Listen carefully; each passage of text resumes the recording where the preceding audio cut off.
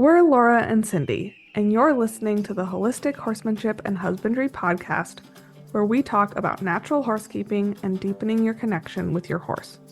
I'm Laura, your horse care mentor. I teach natural horse management practices after working with over 200 horses and seeing how current industry standards are compromising the health of the horse.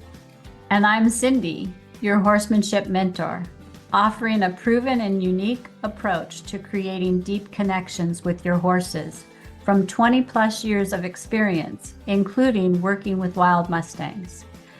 If you enjoy this conversation, please leave us a 5-star review wherever you're listening to us so we can get this podcast into the ears of more passionate horse people.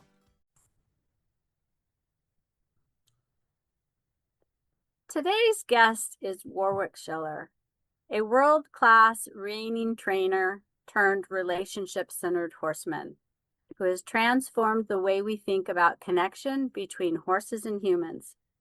From the show pen to the soul path, Warwick's journey is one of deep listening, courageous change, and a commitment to showing up differently for our horses and for ourselves. Warwick, we are so honored to have you here today. Hey, thanks for having me. And I don't know who wrote that little bio, but can I steal that? Because that's probably the best. I want to use that. Absolutely. I will It's send you, it to so it's yours. It's yours. Well, you didn't get that off my website or anything. So you must have made that up. And unless you saw it somewhere, but I've never heard it that way before, but I want to use it. So thank you. I did it on my own, so thank you. So, Warwick, we're going to, because this is the Holistic Horsemanship and Husbandry podcast, we really love to explore where the horse industry is going for the betterment of our horses. And I believe those of us who are pioneering that adventure, that paradigm shift, we know that there's more about it than just the horses. So the first question I want to ask you is, you had a successful results-driven career in reining, and then you made a massive pivot from performance to presence, from precision to partnership. What was the transformation like for you personally and then professionally? And how was it received by your peers, clients, and the broader horse world when you began to show up differently? Great question. There's a lot to that question. So I'd stopped training horses for the public before I had this shift, so probably in 2011 or 12, let me back up a second, because I feel like one of the biggest life lessons I've ever learned, and I learn it kind of retroactively, but I think there's a magic in the energy of giving with no thought of receiving. Oh. And my wife and I and son had moved to Australia for 4 years, and while I was there, I'd started doing quite a few clinics. And how they came about was I was asked to do a reining demo at Australia's biggest horse expo. And then they had at one of those colt starting competitions there, like Road to the Horse sort of thing. And they asked me to be the in-arena commentator for it. Like the color commentator, like, see what's happening here, what you'll see in a minute is going to happen, that sort of thing. And I said, sure, yeah, I'd love to help out. So I did that to help out. I wasn't thinking of getting anything back from it. And after that horse expo, I had a lot of people call me and go, hey, we saw you at Equitana and we love the way you explain things. Would you like to come and do a clinic for us? Well, I'd never thought, I wasn't the guy that said, hey, I'm going to do clinics. But people said, we'd like you to. So I started doing clinics, and then we moved back to from Australia at the end of 2010. And in 2011, I'd started training horses again and, starting to build my business up. But I didn't have a lot of horses, so I had a lot of time. And I'd picked my son up after school. And so what we started doing was videoing some of the stuff I was doing with these horses I was retraining, problem horses, quote unquote, problem horses. And I started sharing those clips on YouTube and Facebook because from doing the clinics, I had seen that a lot of people have some struggles with their horses that if they just thought about things just a little bit differently, there wouldn't be the struggle. So once again, I was doing these videos to help others. It wasn't like I'm going to make a business out of this. I'm not going to get anything back from it. It's just like, here's what I noticed. I'm helping. And then people wanted longer videos. Like, can you show me the whole session? And at the time, I don't know if it's the same now, but at the time, YouTube would not let you put a video longer than 10 minutes unless you've got a certain number of views on your YouTube channel. And so I had to search around and find a video hosting site, but they wanted to charge me $300 a month to host the videos. So then I had to charge people to watch the videos anyway, and I was trying to cover the costs. But that thing is scalable, and more people started signing up for it. And by, I think, the beginning of 2015, I was making way more money off that than I was off training horses. And I was traveling around the world doing. You're saying the very famous learning library that everybody knows exists was kind of an accident? Oh yeah. That's awesome. That's fantastic. Yeah, there was no business plan. Like Yeah. the things that have Right. turned out to be financially lucrative for me came from that magic I was talking about, that that exchange of energy to where you were doing something for the good of the whole, not for the self sort of thing. And I didn't know that at the time. Looking back, I realized that's what happened. And so then, my son was wanting to go to college, and I was, training horses, traveling, doing clinics, doing the video thing. And my son was wanting to go to college, and I realized I'm spending, I was training horses 6 days a week when I was home.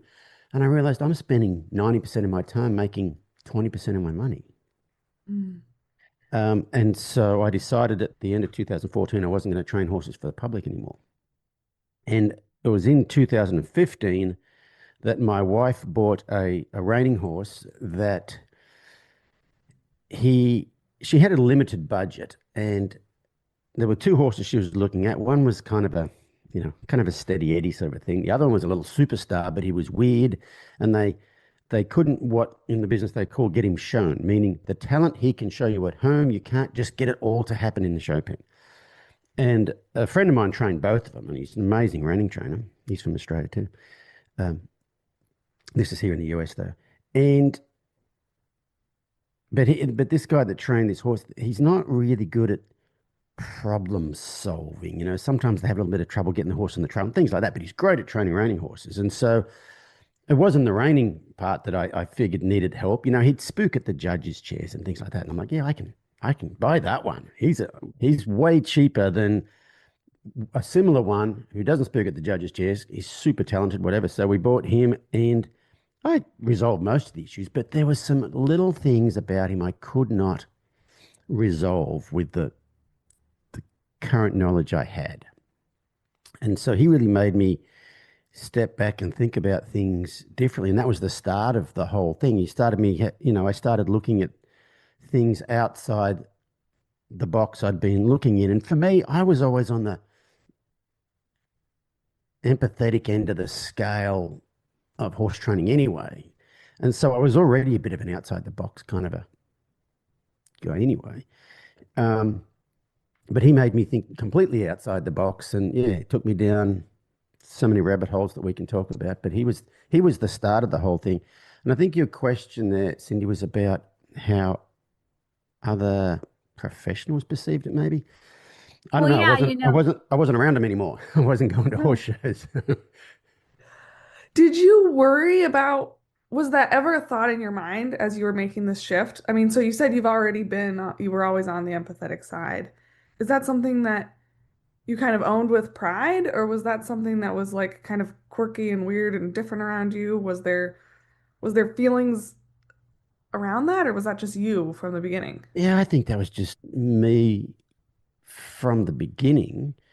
I think I was learning stuff. I was always drawn to techniques that were not about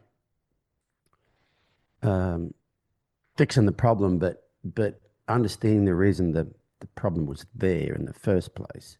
And there's levels of that because I thought I was understanding the reason the problems were there in the first place, but no, it was a projection, a reflection of my perception of the world at the time. But I still was, yeah, I still was, on that scale. I didn't realize how much more there was to it. Yeah. Ready to unlock true freedom with your horse? Join Unbridled Freedom, our private Facebook group for women on a spiritual journey in horsemanship. We don't fix our horses, we transform ourselves. This is your space to embrace challenges, celebrate victories, and deepen your bond with your horse.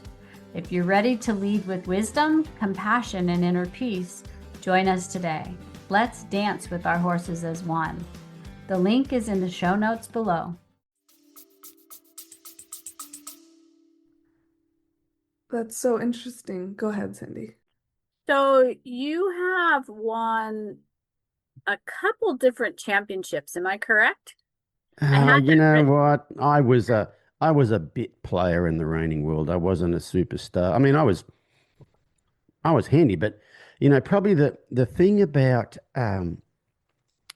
say the competitive world, like say in the reining, you've got to be two different people.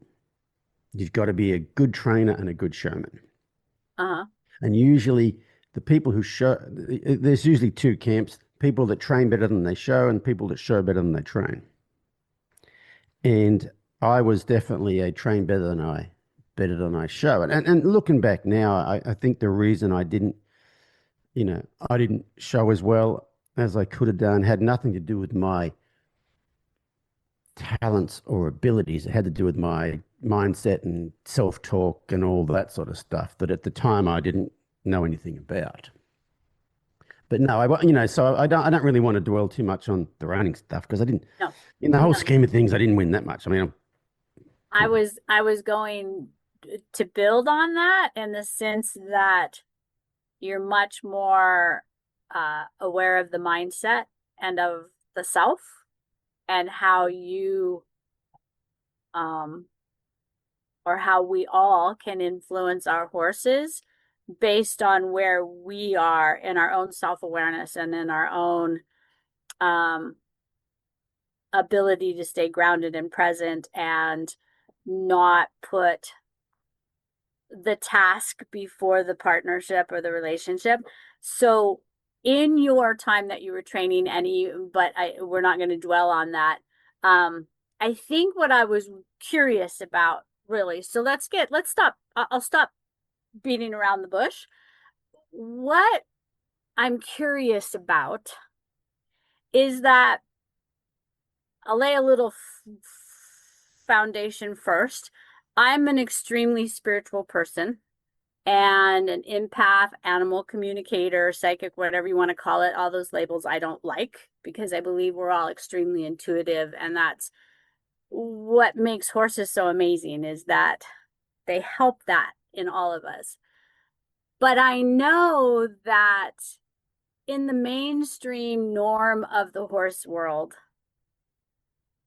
a lot of that has been for a long time looked at very woo-woo weird like, and yet we're in this shift where it's becoming more and more recognized that the horses are energetic beings. They receive our energy, not our actions. They receive our intention and our feel, not our methods. And watching somebody like you go from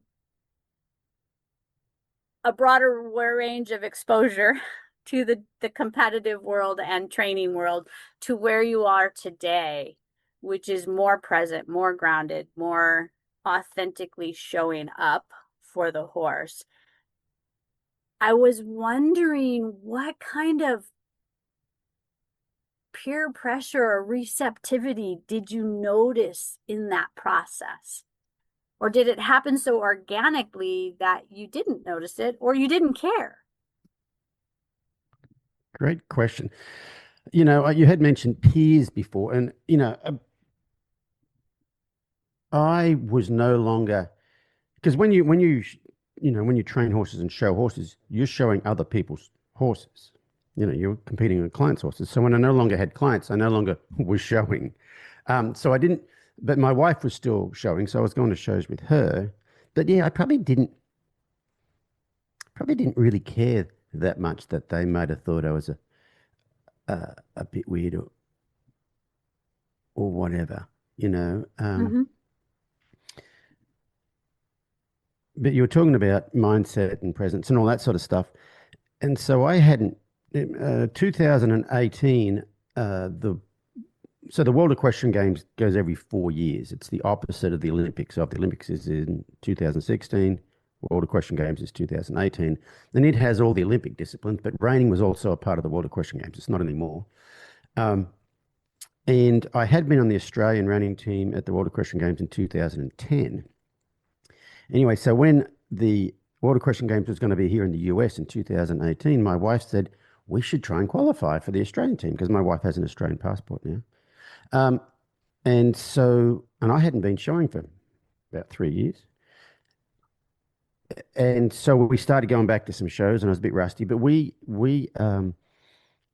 contacted a friend of ours from New Zealand named Jane Pike. And Jane, at the time, was an equestrian mindset coach. Now she's kind of ventured off into a lot of other things. She's an amazing human. But one of the things that Jane did for us that year, so we said, we want you to be our mental coach for the World Equestrian Games.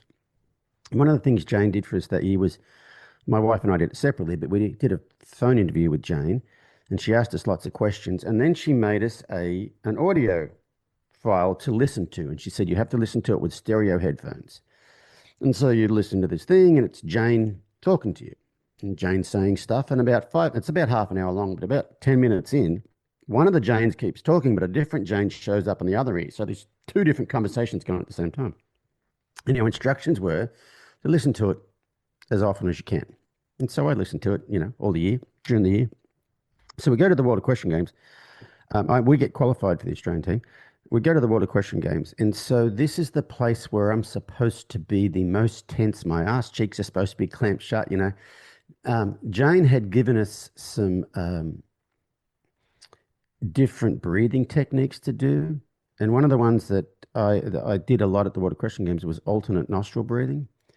And so, the couple of days before the World Equestrian Games, when I started to get that really intense butterflies in my stomach, I just do this alternate nostril breathing. And the first day we competed, when I was in the warm-up pen on my horse, I was walking around and I started to get that feeling, I would do this alternate nostril breathing and it would go away.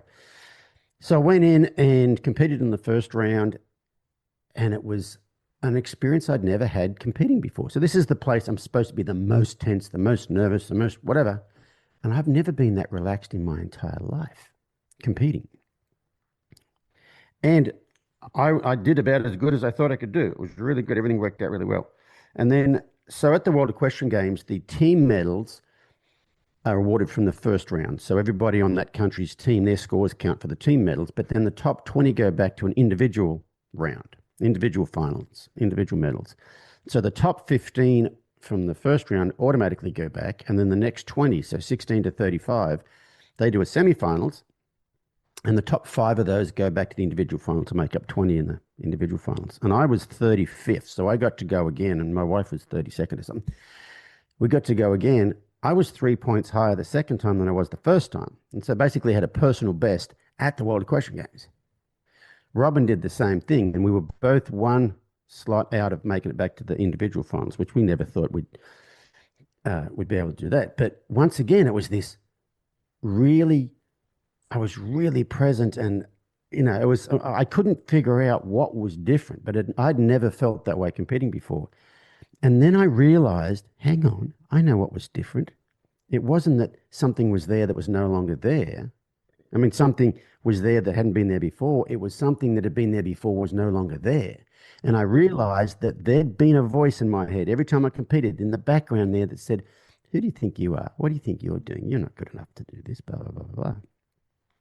It wasn't there, and I didn't realize it had been there till it wasn't there. And what had happened was that audio clip that Jane made, it was the other voice, the voice you're not listening to, goes into your subconscious. And so if you're listening to the one on the right ear, the one on the left ear is actually going to your subconscious. And so I had a completely different experience than I'd ever had. And I was certainly not riding as well as I ever had back when I was competing, but my mindset was completely different. And yeah, I was just in the zone. But along with that, at the World Equestrian Games, I realized I had another epiphany, which was that I realized the reason I had been competing, and I got to back up, all of that year. So the World Equestrian Games was it was in September. All of that year, I'd been going to both individual and group therapy for the first time in my entire life. So there's a lot of changes there. But I realized that, oh, I know the reason I've been competing, not because I like to compete, is because it's for external validation. Like the other trainers, if I can win something, they will think more of me. Other people will think more of me. Other people see me doing things and go, oh, he's actually cool, or whatever. And it dawned on me that that was the reason I'd been competing. And so I haven't competed since because I don't need that external validation from those people anymore. And so it's, I think one of the really, I mean, you guys don't understand this, but for me, one of the big things in life is understanding, coming to the realization of why you do the things you do and understanding where that comes from. And is that serving you? And is that really you? Or is that just your societal and cultural conditioning and the conditioning that your family of origin put into you? And so that year I probably learned a lot about, and I still continue to do it now, but learned a lot about my reasons behind doing things.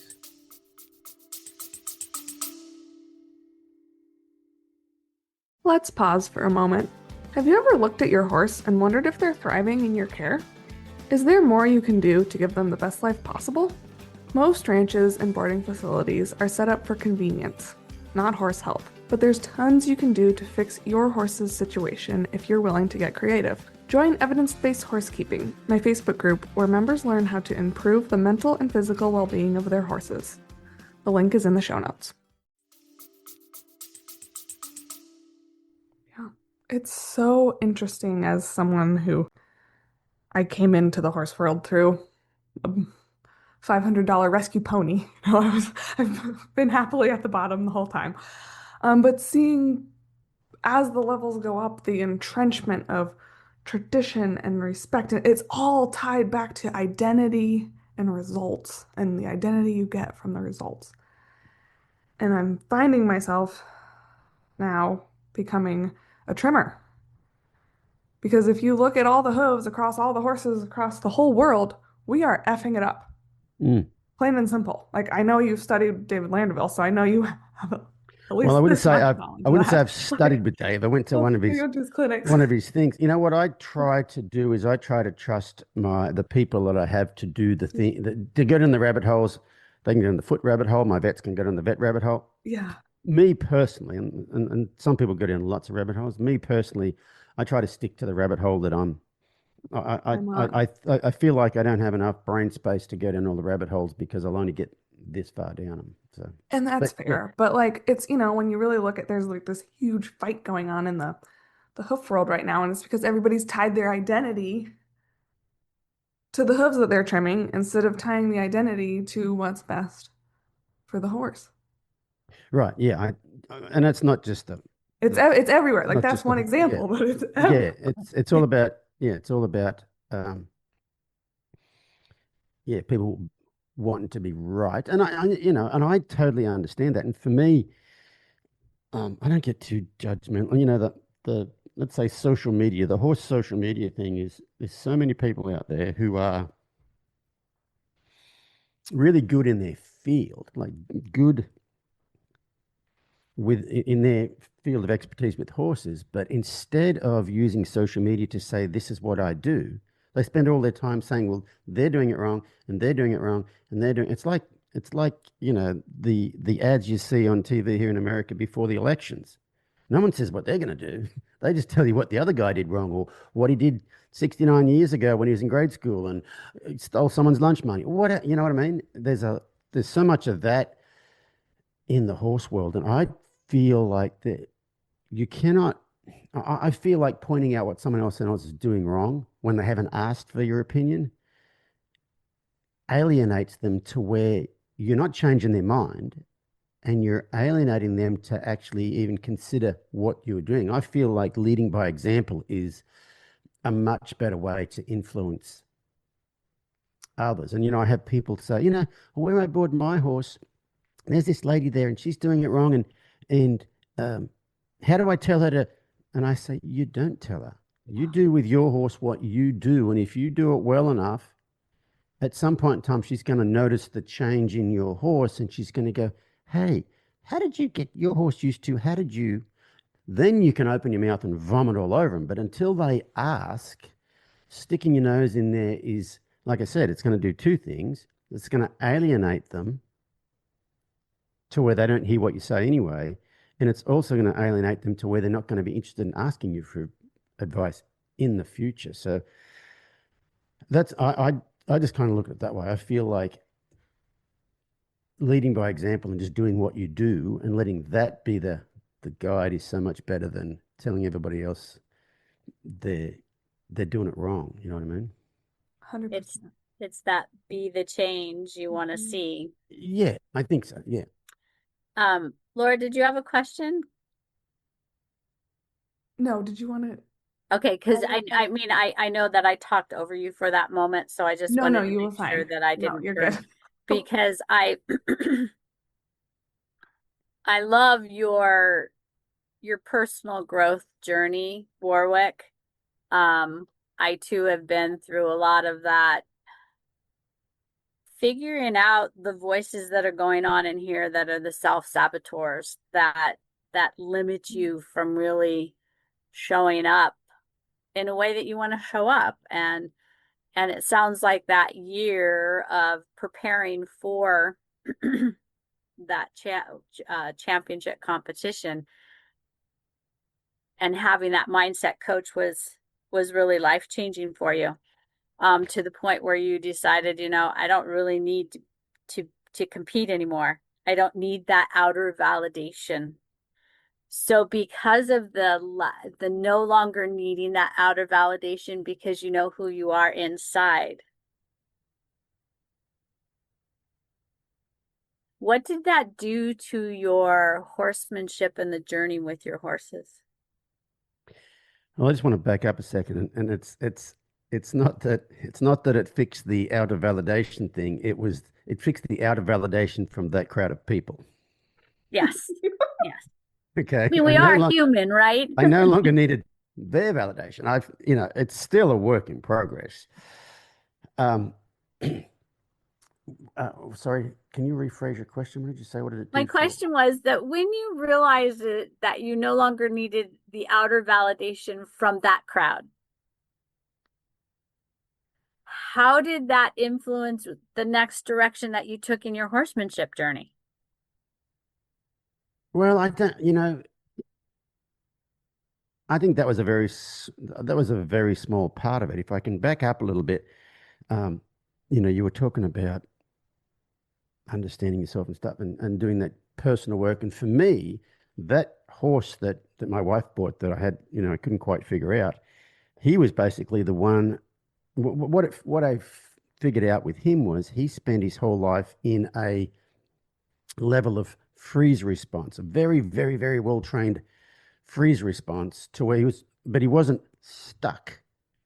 He was athletic and energetic or whatever. He just did it holding a little bit of tension. And that's the thing that got in the way. And that's the thing I couldn't train out of him. But anyway, that horse made me realize that I'd spent most of my life in a shutdown state. That horse's nervous system and my horse's nervous system were exactly the same. I can do all the things and I can be the good boy and do the right things and people please and all those sorts of things. But inside, I didn't, you didn't feel that well. But so I presented a lot of horse expos and I think it might have been the next year. It might have been that year. I can't remember. Possibly it was the next year. It's 2019, I think. I was presenting at a horse expo in Madison, Wisconsin, and most times horse expos, well, always you're doing demos in arenas with horses, but every once in a while you've got like a stand-up talk that you do. And the horse expos want you to send in your title 6 months ahead of time. So I always have this standby title for a talk, which is called Everything I Learned in Life That I Learned from Horses. Life lessons I learned from horses, basically. And I've done it a lot, and every time I do it, it's different because it's 6 months since I did it last time, and it's a It little leaves bit the different. door open for something to be very alive in the moment. Yes. And Yeah. so this, so I'd had quite a bit of change since I'd done this last one. So I stand up in this lecture hall at this thing in Madison, Wisconsin. There's probably 200 people in the room. And I talk for an hour. And when I got done, I was walking back to my booth and I went past a lady that has a booth there that I know. And she said, "How'd your talk go?" And I said, "Oh my God, I feel like I've been run over by a truck." And she said, "Why is that?" And I said, "I think I just admitted stuff to a crowd of strangers I've never told anybody in my entire life before. Possibly never even admitted it to myself. And I don't know what it was, but I let some stuff out." And she looked at me and she goes, "Oh, well, Brene Brown says, vulnerability is the ultimate badassery." And I said, "Who?" She said, "Brene Brown, you should look her up." So I go back to my booth and I'm standing there and different people come up and say hi. And this one lady comes up and starts talking to me and I tell her the same story. And she goes, "Oh, yeah, well, Brene Brown's all about vulnerability." And I'm like, so I'd heard this Brene Brown name and 2 times in half an hour. And I'd never heard of her before. So I came home and I got some of her audio books. And I remember I was on the tractor one day moving horse manure or something or other with the noise cancelling headphones on. And in this book, she said, you cannot selectively suppress emotions. If you suppress the lower emotions, you automatically suppress the higher emotions. Growing up as a male in rural Australia, you're not supposed to cry, you're not supposed to show fear. In my family, you don't show grief. Like, I remember going to funerals of relatives and mum would go, "Oh, well, no use worried about now, she's dead." And so I knew that the lower emotions were suppressed, but I'd never given any thought, could I experience more happiness or more joy or whatever? So that's what led me to start going to therapy, both group and individual therapy. I just chose the wrong therapy because I went to something called dialectical behavior therapy, which was initially, I think, invented for highly suicidal adults, but they figured out that it's good for anybody with emotional regulation issues. And the reason didn't work for me is because you actually have to have some emotions for those that particular thing I didn't have emotional regulation issues because I didn't have emotions. And so I spent probably 8 or 9, 10 months going there and then decided I should try something else. So now you have emotions. Actually, now I do, yes. I mean, we're now 2025. This is 2018. Yeah, it's taken a while to unravel things, and we're still unraveling them, but I don't think it's ever going to be, the work's not going to be done. It's just an ongoing process. And isn't that truth for all areas of our life? I think if we think we're done, we're probably ready to hit the grave. Yeah, I think so. I just wanted to say something else that year I did learn a lot going from the therapy and the group therapy. Learned quite a bit of stuff, and one of the big ones was we used to have homework every week from the group for the group therapy, and there was these mindfulness practices. They give you different mindfulness practices every week, and one of them. One week it was on counting judgmental thoughts. They said, so your job this week is when you wake up in the morning, start keeping track of your judgmental thoughts and put some pebbles in one pocket or whatever. And whenever you have a judgmental thought, just switch sides, just so you can or get one of those little clicker things that bus conductors or bouncers have, and just keep track of your judgmental thoughts. And I thought, well, this will be easy. I'll be able to put 3 rocks in my pocket, and during the day, I'll probably have 3 judgmental thoughts and I can move them over. I had 21 before breakfast the first day. And the thing about being aware of judgmental thoughts is once you become aware of how many you have, you also become aware of how many of them you have about yourself. Right. And you get the opportunity to reframe them. So I mentioned Brene Brown before, and I love, Brene's calls herself a shame researcher, but I love her her definition of the difference between guilt and shame. So guilt is a focus on behavior and shame is a focus on self. So if you do something stupid that you could label stupid, you could guilt would be, well, I just did something stupid. I'm not going to do that next time. Shame would be, I am stupid. And that I am stupid or I am whatever, like lives in your soul. And if you're always doing that without even knowing you're doing it, it will eat your soul away. But noticing those judgmental thoughts, and especially the ones you have about yourself, you're aware of the thoughts, so you get to change it from shame to guilt. Instead of going, oh God, you are so stupid. You get to go, oh, that was stupid. Next time we can do that differently, sort of thing. And I think that was a big game changer for me. So I didn't do any clinics that year, 2018, because you can't be going doing clinics and keeping your horses going at home. But after the World Equestrian Games, the first clinic I did was actually a horse expo in New Zealand. And normally at horse expos, I try to recruit some sort of a horse that's going to have some sort of anxiety in that environment. And then I help them through it. And at this one, a lady had this dressage horse and she leads him in the arena and he's running around in circles and rearing up and pushing into her and pulling away from him, the whole bit. And normally what I let him do is walk around for 20 minutes or something or other while I talk to the crowd to explain what I might be going to do. And also the crowd gets to see that this horse actually does have a problem. And then I take a hold of the horse and I try to resolve the problem. And usually I can. But this horse, she handed me the lead rope and that horse went from being lit up to just, and he just kind of came over and sniffed, kind of like put his nose like on my abdomen sort of thing. And I said to the crowd, okay, I don't know what just happened right then. This has not happened before. Normally I would have to do something. I didn't do anything.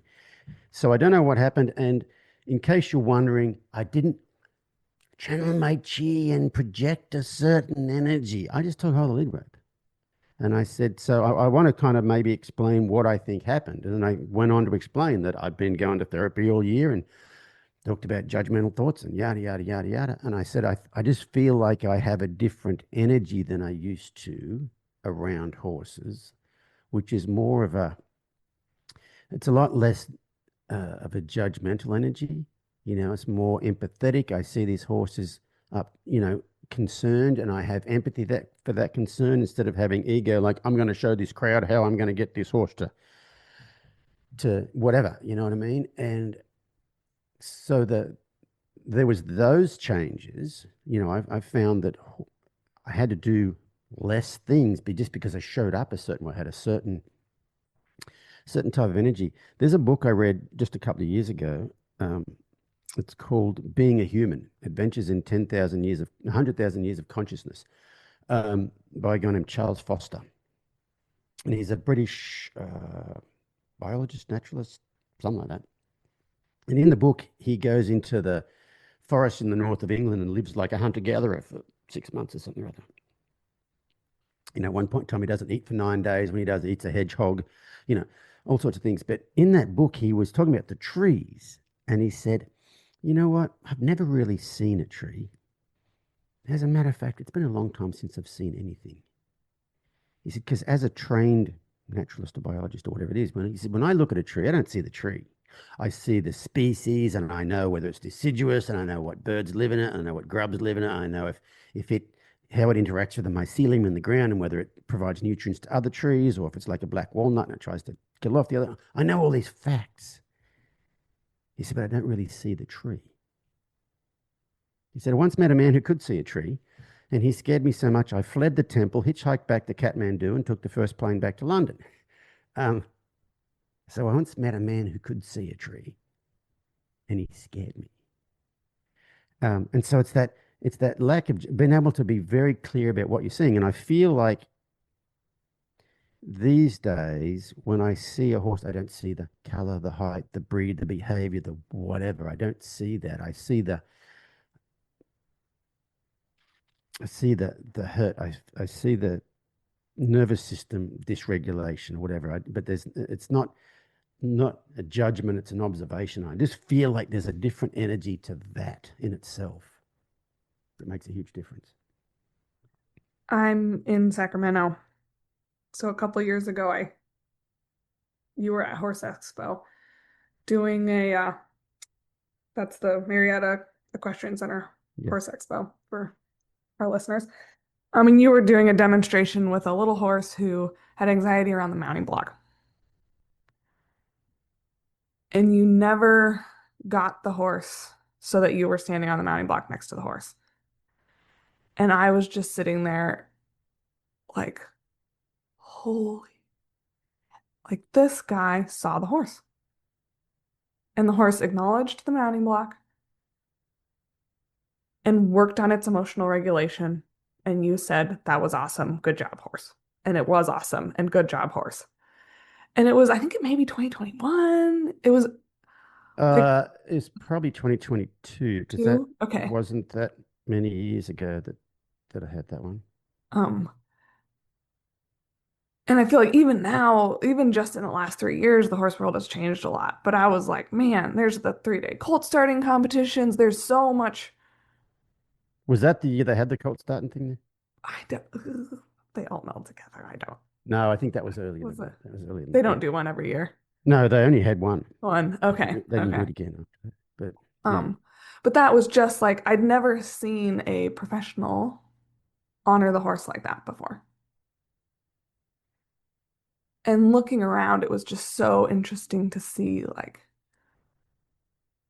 all the different faces and the responses and the levels of understanding. And like it was just such a beautiful picture of this is what it looks like to honor the horse, and this is where the horse world is at in the Yeah, stands. those crowds are funny. Some people lean forward, Yeah. some people lean back, and some people just leave. But, Yes. but Yes. I don't, for me, um, think about perspective change. I had probably the same perspective from when I was a kid to when I was 50. And then I'm 58 now. I had quite a rapid perspective change. And I think for people who start into personal growth like in their late 20s or something or other, or even earlier, for some people, the change is so slow over a long period of time that you don't even realize you're changing. For me, I can look back, probably about then, I could look back 6 years from then and look back when I saw the world completely differently. And when I did see the world completely differently, I was right. Like when I saw the world differently, I'm doing horse expos around the world, I'm doing clinics, and all the horses come in and leave better than they did when they started. And so I'm right at the time. I thought I was right at the time. I was as right as I could be at the time. And so for me, looking at people who have the perspective that I used to have, I don't forget what it's like to be there and think you're right. Like, if I'd 10 years ago me, if my 10 years ago me looked over the fence and saw today me working, that guy's an idiot, he's going to get himself killed, and I walk off. You know what I mean? And so for me, it's like if someone gets up and leaves, I'm not offended.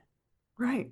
It's because I'm like, yeah, where you're at, the way you're viewing the world, you can't take this information in, and that's not a judgment. That's just where you're at, and so I don't get offended by it because I understand that this perspective, and my current perspective is not right. It's just the perspective I have at the moment. Like when I do horse expos and clinics these days, one of the first things I'll start off saying is, okay, what I'm going to show you is not right.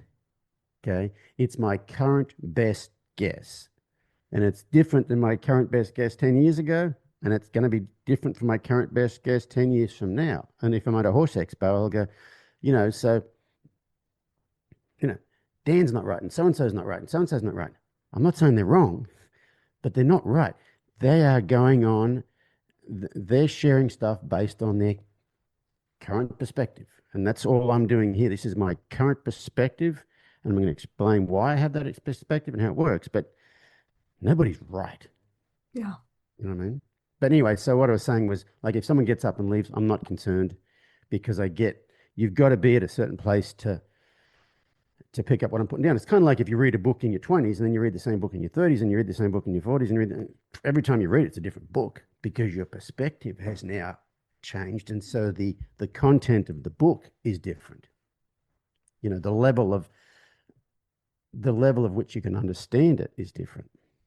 And so I saw, yeah. So like when you said that, you know, it's interesting looking at the people in the crowd at the horse expo.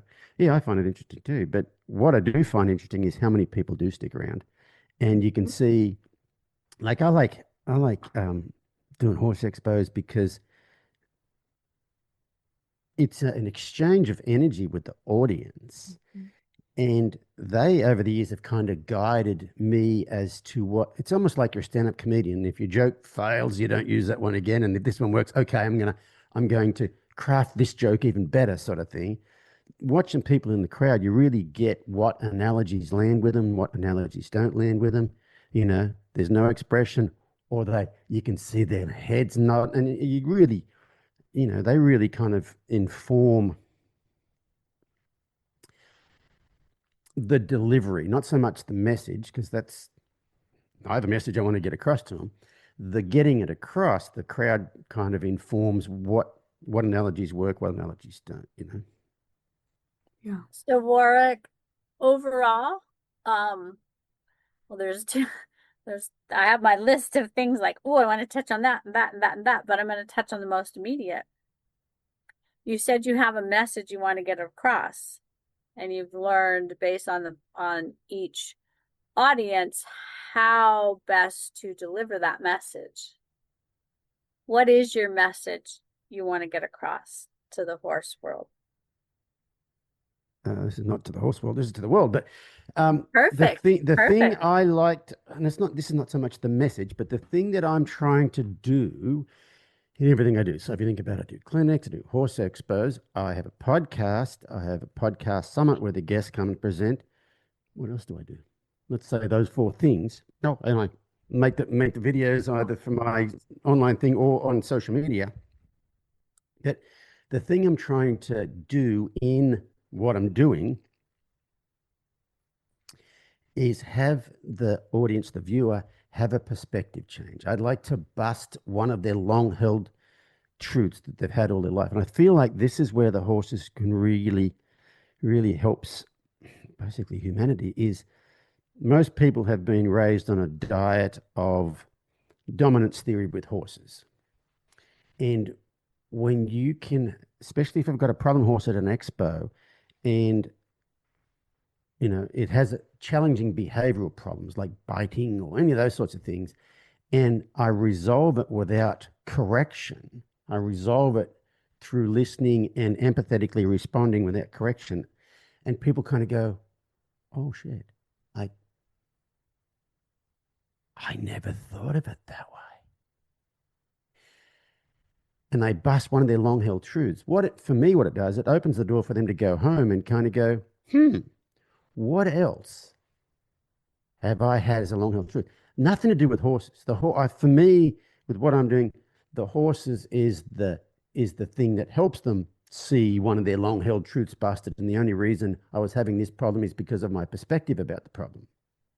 Okay. Or if it's a podcast guest might say something that busts their long-held truth, might have nothing to do with horses. But for me, it's not really about the horses. The horses is really a conduit to that. But that's not saying I'm only doing it for that. No, I'm into the horses. But that's really what I'm trying to do, is have a long-held truth busted. And with the horses, usually it's people, the truth they get busted is that we don't have to correct the behavior, because correcting the behavior is one of the reasons the behavior is there. And the perspective that would correct the behavior is the reason the problem's there in the first place. And if we can understand their nervous system, and, you know, because I'm really big on connection, but I'm not big on connection for connection's sake. It's not about the warm and fuzzies. Like, I want my horse to cuddle me. Connection is about having their nervous system regulated. And if the nervous system regulated and they feel safe around us, then half the stuff you used to have to train the horse to do, they just offer to do anyway. You know, they're very social animals and really want to be around people if you can show up the right way. And Yeah, so it's really, for me, it's all about the connection, but it's not about the connection. It's about the nervous system regulation. And like I said, when the nervous system's regulated and they feel safe, most of the problems go away. That's when the true connection and the relationship Right. Yeah, it's really evolves Begins. naturally because the horse isn't constantly in that fight or flight. right. And They're on and on. I mean, their sympathetic nervous system isn't firing off, and that's how 90% of the population is teaching horses, whether you're professional or you're you know a what? backyard owner. I just saw, just before we got on here, I saw a little clip on Instagram. It was this guy, and has he looks kind of like some sort of a hippie-ish sort of a dude, and he has a center called some sort of a Krishna. So it must be something to do with Krishnamurti or something or other. But he has some sort of a meditation center, whatever. But anyway, the police have shown up because there's been reports of drugged cows. Drugged what? I saw this. Cows. Cows are so zenned out. The cows are so zenned out that people think they're drugged. And a lot of times on social media and YouTube, whatever, on one of my videos, some of the comments are, why are your horse's head so low? That's not natural. It is so uncommon. It's so rare for a human to see a horse being ridden that is completely relaxed that it looks foreign to them. Like, no, when you ride a horse, they ride around with their head stuck up in the air. They ride around with a lot of tension in their body. Only if they're not relaxed. And so it's so unusual to see a completely relaxed horse being trained to do things or whatever that people tend to look at like this, people tend to think that you've done something crazy to them or whatever. And in this video I just saw reminded me of it, like the cows are so zen that people are calling them the animal control because those hippies down the road are drugging their cows. That is so crazy. You know, one of the things that I've really, oh God, I can't even remember how long. I know that you and Stephen Peters, Dr. Stephen Peters, have worked closely. He and Martin Black, and I love you, Martin, if you ever hear this video, but Stephen is the one that truly changed my life back in 2012 when their book came out. And I have Mhm. read that book over and over and over again and highlighted. I actually have 3 books because I highlight, like going back to your perspective, I've highlighted different areas of the book over the years. So I'm like, okay, well, it's starting to look like the rainbow. So I finally had to get another book and start highlighting different parts of it as I progress. And over the years of my working with women and their horses, I have really shifted my focus to helping my women learn to become more in their bodies, more aware, more conscious of their breath, and dropping down into that parasympathetic nervous system and watch their horses choose them. And those things that they thought they would never get, the horse, like you said, is offering it up to them. So it really is a perspective change for me from helping the horse to regulate, which is really important. We need to do that because they've been taught to be up in that high alert system. So it's important that we do that for them. But I was wondering, as you said you read a book more than once and your perspective changes every time. And I know I keep putting it back on the horse because we are here for the horses. As your perspective has changed over the years, can you see or share with us how your perspective in viewing the horses have changed?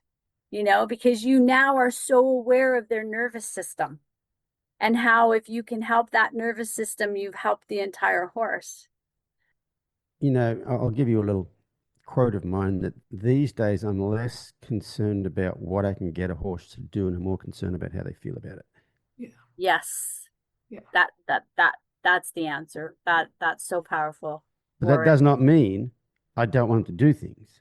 Right. But the first thing is they've got to feel good about the thing I'm trying to get them to do. And so that, you know, with this all this awareness about, say, connection with horses, I feel like there's almost two camps. Is one is the, you know, dyed in the wool horse people go, oh, that's a lot of crap. It's funny how many, and I talked about this before, but how many horse professionals love to go on social media and say, oh, all this bullshit connection stuff, oh, it doesn't work. It's like, come to my house. Tell me my horse is out of control, sort of thing. Not that I really care about that. But anyway, but the other end of the scale is people who only want this connection thing and think that that's the answer to it. You know, I did a horse expo um, recently, and one of the people that had a horse in the horse expo, that one of the demo horses, I think this lady does some equine assisted therapy and stuff like that. But anyway, and she's quite spiritual. And she said, you know, my horse is anxious. I want you to help me with my horse's anxiety. You know, when I ride her, I try to bathe her in a white light. And I had said at the thing, and I probably even offended her in front of the crowd, but I said to her, the white light ain't going to work unless you have some process. You know what I mean? You've got to have some process. You can't just bathe them in white light. You know what I mean? So there's a balance between real life horse skills and showing up the right way and being empathetic and all that. But I don't think, I don't think one or the other is the answer. It's having a pretty thorough understanding of both, I think, is the real holy grail stuff. And that's, if you think about Steve and Martin Black, Martin's got the empiric evidence, the thousands of horses, whatever. Steve's got the scientific part, and between the two of them, you get both. You see when Martin does certain things that work, Steve can explain why they work from a nervous system point of view, and why that's a good thing to do, or why it's not a good thing to do. So, um, yeah. So that I feel like there's a balance in the middle. It's not one or the other, and I do think the professionals that like to get on social media and say, "Oh, this connection stuff's crap," whatever. The reason they do that because they've probably only seen people who are um, trying to do, say, connection stuff without a lot of real world horse experience, and if you think about that, it almost goes back to like my World Equestrian Games epiphany.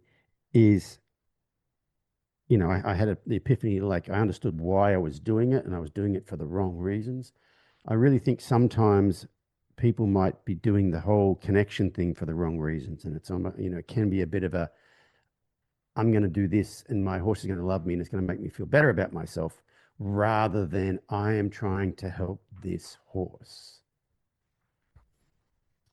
I agree 100%, and I understand, or at least I have my perspective on where you're going. I mean, what you're saying, and what I'm thinking about Martin Black and Stephen Peters and what they've brought to it, and watching them over the years. And I'm doing the infinity sign because I see Martin bringing in the empirical evidence, the knowledge, the horsemanship, knowing, and then Stephen bringing in that understanding the horse from the inside out, and really has brought in the autonomic nervous system into our industry. And the reason I'm doing that infinity sign is because there's that common connection, that center. Yes, it's not one circle on one side or one circle on the other side. Right. It's a figure eight. And yeah. And in that center is, it's kind of going back to the white light, bringing the white light in, right? What I've watched Stephen personally do over the years since 2012 is he has really brought in, or allowed himself to awaken to the public, his spiritual component of himself, and that greater understanding of the human from the inside out. And that the reason we connect so deeply with the horse is because horses are just such beautiful examples of the spiritual part of us, the presence, the grounded, the emotional awareness. We've taught them to squash their emotions, like you were saying with your wife's horse. And now those of us who are willing to pioneer this path, we're beginning to recognize that the horse's nervous system and their emotions are deeply connected. And instead of squashing it, we have to help them to find the balance that they know out in the wild, because I work with a lot of wild Mustangs. They know this stuff, but we have domesticated it out of them. And now we're waking it up, and it's allowing them to have that infinity where it meets in the center, but we have to first be able to find that center in ourselves. And I hear you talking about that kind of being that anchor point. So the connection that you're talking about is first that connection with us inside. Like who the heck are we? Right. And it's sometimes it's not the first thing, it's the second thing. When people are trying to get their horses to operate a certain way, a lot of, so I think with what you do, you might do some equine assisted therapy sort of stuff or equine assisted learning. I almost work the other way around. With you, someone would come and say, I have these personal issues. I think if I'm getting it right, what you do, but let's say an equine assisted therapist, someone comes, I need help. And the person says, I'm going to use the horse to help you. With me, people said, I need help with my horse. And in the helping them with their horse, they start to understand some of the things about themselves that they might not have known, or blind spots that they might not have been aware of. And so I think there's almost two ways of coming at it. One coming at it trying to solve a problem and not using the horse to help. And one, people think I have a horse problem, and the horses kind of show them that a lot of the problems are coming from their beliefs, their self-doubts, their self-talk, all those sorts of things. Yes, I do a little bit of both. I work with a lot with women and their horses and their confidence and fixing their horse, which yes, it's never really the horse once we can help the human. It reminds me of that saying, no matter where you are, there you are. Yes. And the only thing that we can truly fix in any situation is ourselves. And I love that.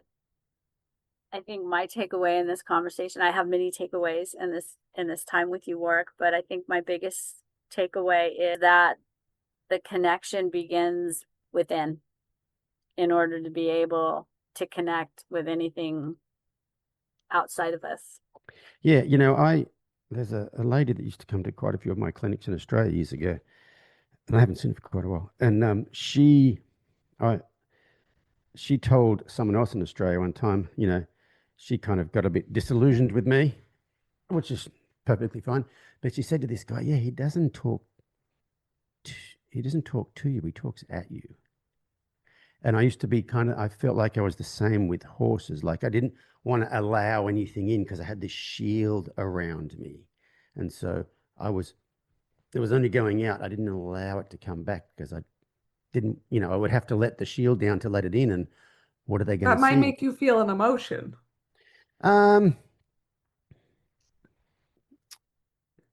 That may be deep. My defenses are very, very good. So I don't think letting that little bit of a shield down might make me feel an emotion. They were a lot more deeply stuck than that. I tell you what, I was at that Western States Horse Expo. It might have even been that year, and I was talking to a lady who's I think she's a therapist, but she's a horse riding mindset coach, but she's also a therapist. And I was talking to her, and we were standing pretty close talking, and I was looking her in the eye, and she was looking me in the eye, and I was holding her gaze while we were talking. And while we were talking, I said to her, I just realized something, that I never used to be able to do this. And she said, do what? And I said, hold someone's gaze like this while talking. And I said, and I have two thoughts about why I can do it now. And I said, one might be that I couldn't hold someone's gaze before because I didn't want them to truly see me, Mm. because I may have been ashamed of who I was. Or I said the other one is I'm at the point now where I don't care if I'm seen because I'm quite happy with who I am no matter what you see. And she said, yeah, it's probably a bit of both. But letting that guard down, and I think it first happened at that horse expo in in Madison, Wisconsin, because funnily enough, that was on a weekend. I stayed back there. I did a midweek clinic somewhere in maybe Minnesota, and the next weekend I was back in Wisconsin doing a clinic. Did the clinic Saturday. Saturday night, where I'm at this guy's house, and there's a few of us sitting around chatting, and Brene Brown in one of her early books said, when I had my first nervous breakdown, my therapist calls it a spiritual awakening. I called it a nervous breakdown. I had whatever that thing is, I had one happen that night. And it was a week after the talk at the Horse Expo, and I feel like that was part of the cracking. But what was really tough was the next morning I got up and I've got to go and stand in front of a crowd of people all day and do this clinic, and I don't even know who the hell I am. Like, how can I get, and yeah, but I think that vulnerability at that, telling stuff to 200 strangers you've never even admitted to yourself was the beginning of that kind of cracking. Wow. So we want to respect your time, but before you go, I kind of want to just have you outline what does it look like to work with you or you and Robin or however, what is your client journey like? Well, I'd say most people probably start seeing stuff on social media, um, on Facebook or YouTube, that sort of thing. And it's really interesting. For the longest time, I have interacted with lots of people on social media, answering questions, whatever, even belligerent questions. I would answer them. And then over the years, I've been wanting to not do it, and then I still keep doing whatever. Here, probably August this year, I said, I am not going to answer. I'm only going to put content out. I'm not going to answer any questions on social media, good or bad, or comments, good or bad. And it's been a game changer, really been a game changer for me, because I realized a lot of my headspace was taken up with wanting to have arguments with people on social media or clarify things, and I used to, I think part of my people pleasing tendencies is if someone was a little bit confused about how I was doing things or what the purpose of things was, I wanted to spend all day, every day trying to get them to understand it. And I really wasn't very healthy for me. So these days I do put stuff out there, but I don't, there's other ways to interact with me. So there's that. I have an online video library that I've had probably for 14 years now, 13 years now. That's mostly where most of my stuff is.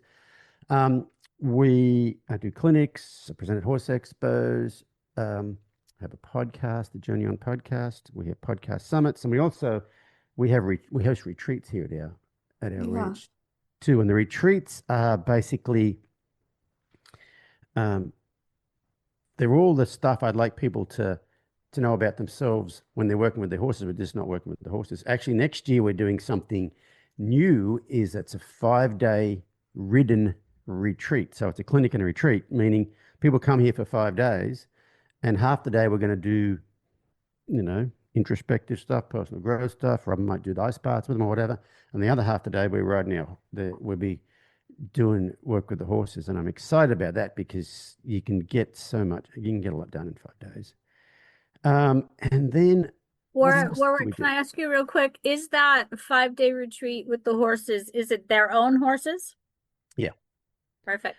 Yeah. Everything I do is with their own horses. This is not about how to get a horse and make it operate. It's like, where you up to in your relationship? It's like a it'd be like a marriage counseling thing. A This man is just doesn't grab a woman off the street and go, "Hey, come with me and we'll learn how to talk to each other." It's like, no, we're in a relationship and they help you with the relationship that you're in. I have people go, "Oh, I live on the other side of the country. Can I come out to a clinic and borrow a horse?" Like, no, absolutely not. Yeah. No, I'm not, yeah, I'm not terribly interested in that. So those are the things we do. I just started having and it's working out really good. I love it. Uh, we're in week 3 now of what my wife has started this thing for me called a signature coaching clinic. So people sign up and I think there's only 10 people do it. We have a Zoom call every Sunday for a couple of hours. During the week, they share videos of where they're up to with their horses. I do a voiceover and send it back and say, work on this. And so, yeah, it's a 6-week thing. And I think this week will be the 3rd week. And it's been great so far. I've loved it. I've loved it. Because the thing about learning stuff off of videos, you only see what you want to see, or you only see what you're kind of looking for, And so lots of people have had a lot of success with the videos, but they tend to be people who really dive into the work, and they definitely want to put the time into this. They really want to get it right, sort of thing. Yeah. So those are and then we have a website, warwickschiller.com. That's where the videos are. So in your clinics in the past, you are only taking people who have been through a certain part of the learning library. Is that still how it is today? Yeah. Well, so for probably, I don't know, 8 years now, I think they've been subscriber only clinics, and that's not a Yeah. money grab. That No, is, you have to have the foundation in place. well, it's almost not just the foundation. You've got to have a perspective in place, Um, it kind of rules out people that want to come along and like, show me which bigger bit to put on in there, and I think that's partly protective of my energy, because I don't think you can keep doing this for a long period of time if you're dealing with people who are almost rejecting what you're saying. Mm-hmm. You know what I mean? And so we expect people to have done quite a bit of the work before the clinic. If they haven't, that's fine. But they've at least tried to the best of their ability, sort of thing. You know what I mean? Yeah. And What probably about oh, sorry, go ahead. I'm sorry, what about your up and coming retreats? Will there be prerequisites for that? Not for the retreats don't have those sorts of prerequisites. Anybody can come for that. But for the thing about the clinics is a lot of people will go to so and so's clinic. They go for the weekend. The guy tells them some stuff. They come home and like, now what? Whereas for me, having the people be subscribers, they watch the videos and try as best they can before they come to the clinic. I help them at the clinic. I also say and afterwards I can email them like, this video here is the one you really want to focus on. This horse is the closest to your horse, and when you get done with this, then you go to this. It's just a part of the process. It's not like a weekend clinic should solve all your issues. Yeah, I've found like I really like an exposure to a clinician before I go so that I can try some stuff and come with like, here's where I'm struggling. Can I get some help with that? Not just like, okay, here we go. Try Yeah, this thing brand that's new. Like, let me struggle in the weeds for a little bit first. that's really the purpose of that whole thing. Sometimes, I have people come to a clinic and they're up to the flying lead change. And some people, they come to a clinic and my horse runs over me on the ground. It does, for me, it doesn't really matter. People will email me and say, hey, there's a clinic this weekend. I might come watch. What are you going to be going over? It's like, whatever shows up. Wherever the horse is up to on that day. And a lot of times people come to a clinic and their horse is up to a certain point at home, or they've got a certain issue at home or whatever. They come to the clinic, it's a totally different issue in that, away from home in that environment. And so you can only just work on where they're up to that day. Oh. A lot of nervous system regulation, yeah? Yeah, a lot of nervous system regulation. And, the thing about nervous system regulation, it's not, okay, we've done the nervous system regulation, it's regulated, let's go. It's, okay, it's almost like every time if you're training a horse to do things, you get their nervous system in the right place, and then you start to teach something, we're going to go back and get you relegated again. And now and so you're titrating that you're making their comfort zone bigger. Um, and so, yeah, I have a little bit of like a graph thing I have. If your horse is on this side of the line, the only thing you're working on is getting them regulated again. Once they're regulated, now you can start to train them. But if in the training they go on this side of the line, now you're going back there again. And it's I think it helps keep people in the moment. You know who Rick Rubin is, famous music producer? Mm-mm. Um, he's won lots and lots of Grammys. You know, he's produced everybody from the Beastie Boys to Pink to all sorts of things. I saw him. He has a book called The Artistic Way, the Artistic Endeavor, the artist, something like that. Um, and each chapter of the book is on one particular thing, and one of the chapters is on patience. And the best line in that chapter is, impatience is merely denying reality. And a lot of people have said that I'm really patient with horses. And, you know, like Laura, you said, you saw me at the horse expo, the horse had trouble with the mounting block, but the trouble started even before that. We're not just going to go and fix the mounting block sort of thing. And a lot of people have told me, oh, you're very patient. And I don't feel like I'm a patient person, but lots of people say, I watched you work with that horse and that person, and you're so patient. And I don't feel like I'm patient. But after I read that quote, like, oh, that's why people think I'm patient, because I'm not impatient, because I don't deny reality. This is where we are right at this very moment. And I'm working with that. And if the nervous system's regulated, okay, now I can start to teach you something. Oh, now it's not regulated. Okay, we're back here. You know, when you don't get, when you don't get into expectation mode and think we're going to do this and this and this, and you're just doing what's right in front of you, you don't have to be patient because you're not denying reality. You know, and that's the thing at those horse expos is, I'm not there to show everybody how good I am. You know, so if the horse doesn't get up the mounting block, I'm not going to be worried about the horse not getting up the mounting block. People would have learnt whatever I was working on and learnt stuff about that. So, yeah, but I really love that quote. Impatience is merely denying reality. That is so fascinating because I think we've even talked about it on the podcast before. I'm super impatient, but I can be patient with horses. And it's all comes down to probably awareness. You know, of not denying reality. Like, Like, this is where my horse is at. yes. Like my Or kitchen is this a is mess and my toddler is doing something crazy and that makes me very impatient and grouchy. When reality is she needs mom right now. Who cares? Mm, And I'm just innately it's easier for me with horses than it is in the rest of life, and that's just a fact. mm. And I think there's a component of not denying the reality of where you're at in the moment, Oh, Yeah. yeah, that too. you know? Not just yeah. That's a powerful little nugget there. You know, Impatience is simply denying reality. reality. Another quote of his I saw, it was a clip from him on a podcast one time. Someone said to him, so what do you do if you make music that people don't like? Mm. And he said, I don't make music for other people. I make music for me, and that seems to be what works. He says, if you're making music for other people, that's not art, that's commerce. Mm.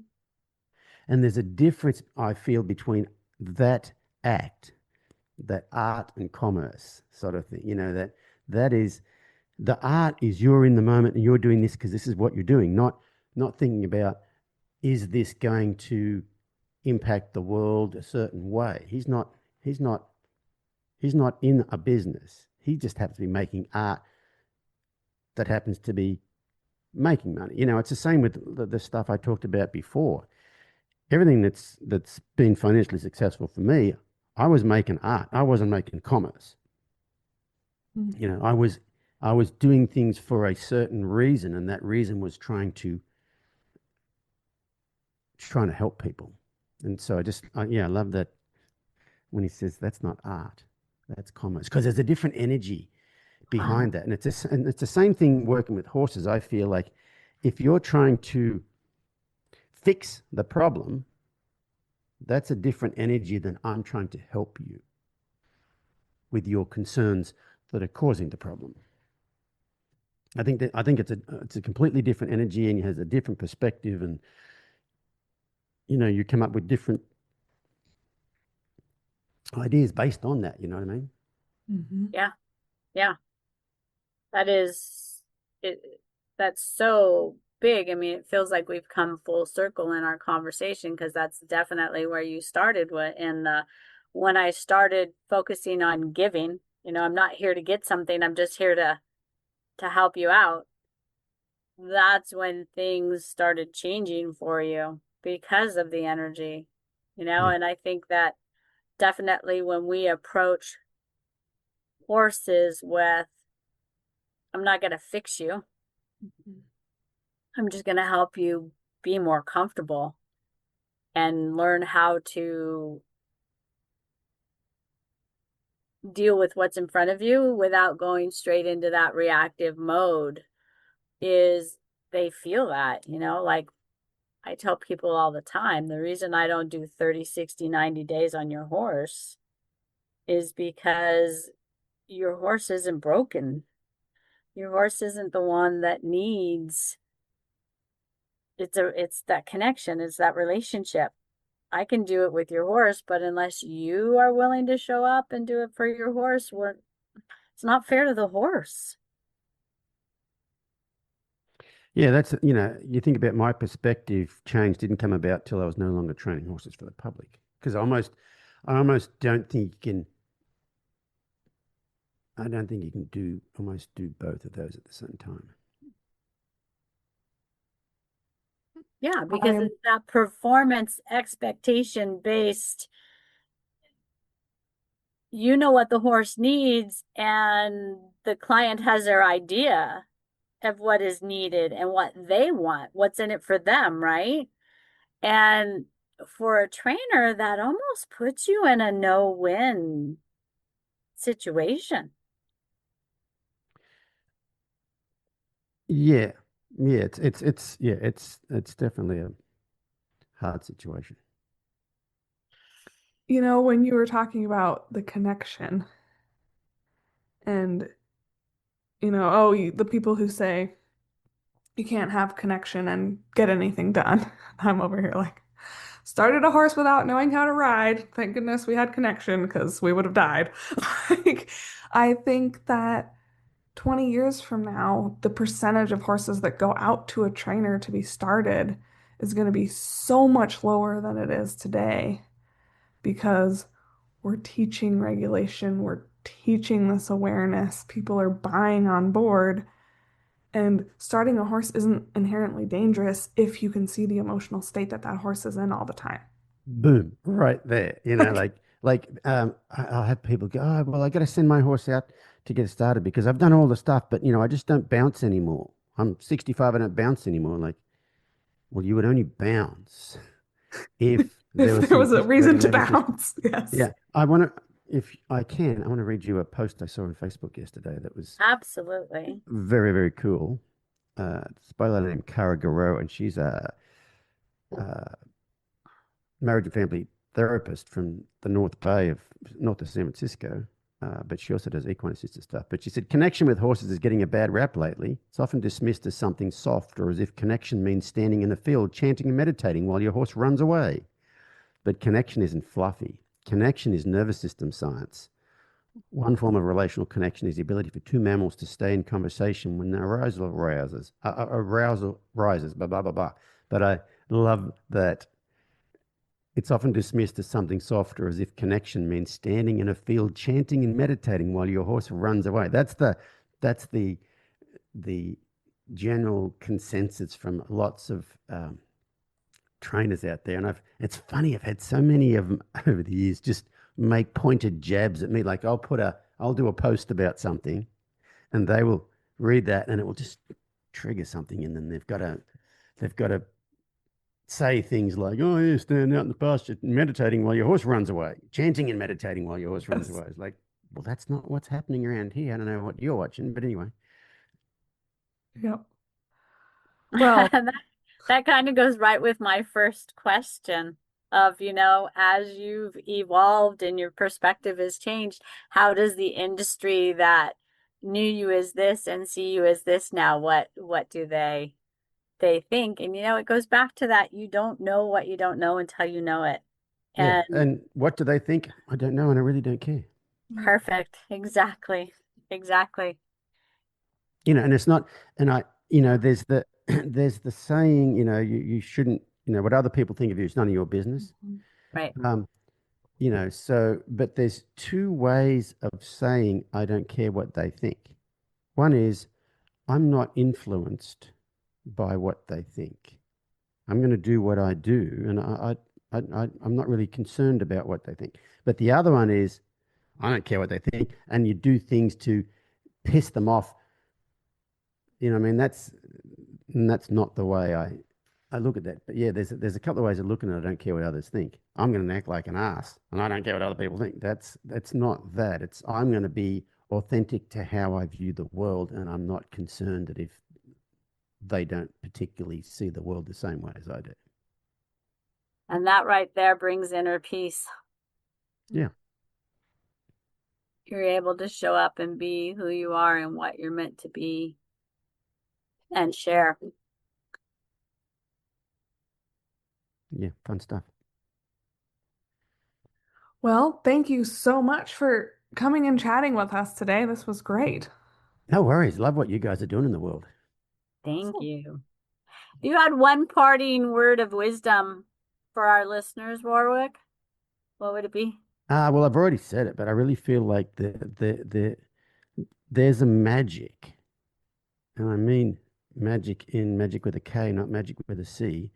There is a magic to the act of giving with no thought of getting anything back. Mm-hmm. And I had a podcast guest from Sweden named Emily Kaysdotter, who's this. I don't know if you've ever experienced that episode, but she was episode 115. I had to have 114 episodes before she came on so that people could pick up what she was putting down. But she is something else. But she has this saying that she calls giving versus trading. And when she's doing it with horses, she's giving versus trading. Trading would be, I'm going to do this so that you do this. And so I really feel like there's a magic to giving versus trading. You can do the same act with an expectation of getting something back, and it has a different energy than if you did exactly the same act with no thought of getting anything back. So if you have any questions about the topics covered in this episode, send us a message on our Facebook page, Holistic Horsemanship and Husbandry, and we will answer your question in a post on our page. You will be anonymous. We'll just take the question and provide our input, and we want to do it on the post so that we can all learn and grow together, because nobody knows everything. Thank you for tuning in to another episode. We want to remind you that we'll be here every second and fourth Tuesday of the month, following the golden rule. Have a plan, but always be willing to be flexible. Don't forget to connect with us using the links in the show notes below. If you learned something new today, had an aha, or walked away with a valuable nugget, you can say thanks by leaving us a 5-star review on whatever platform you're listening on.